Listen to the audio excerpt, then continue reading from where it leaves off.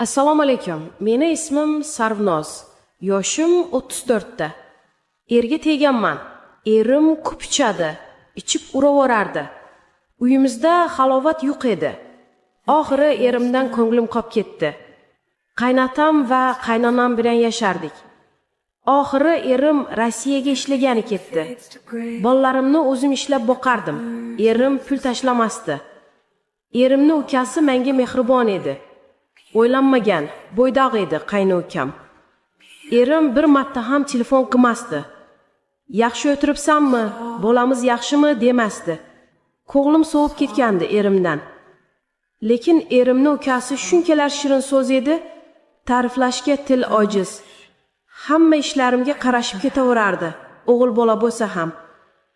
Oxiri erimning ukasini yoqtirib qoldim. U ham meni yaxshi ko'rib qo'ygandi. Yaqqol nigohlaridan bilib turardim. Kunlarni birida qayni ukam, "Kelinayi, zerikmayapsizmi?" deb namyoq tashladi. O'zimga ham u gap yoqib ketdi. Chunki ko'rmaganimga 1 yil bo'lgandi. Axir erimdan darak yo'q edi.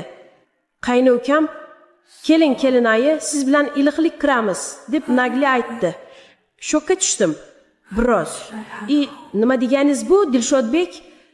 deb aytdim. Lekin o'zimga yoqib ketgandi uni iliqligi. "Yo'q, kelinayi, shunchaki sizni yaxshi ko'rib qolganman. Ayta olmay yurgandim. Keling, yaqinlik qilamiz" deb taklif berdi.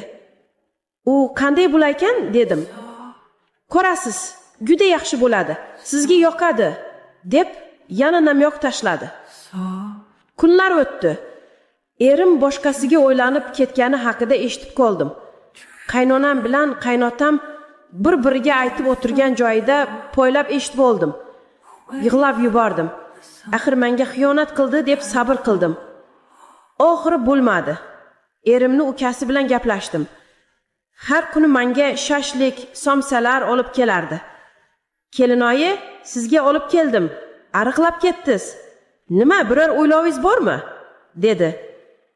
"Yo'q, Dilshodbek, hammasi yaxshi" dedim. Lekin bildirmadim. Asli ichimdan ezilib ketgandim. Erimni menga xiyonat qilgani uchun. Dilshodbek erimdan ko'p mehr berardi.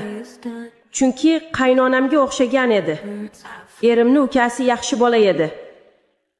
Qaynonam va qaynotam Jizzaxga zominga dam olgani ketishdi.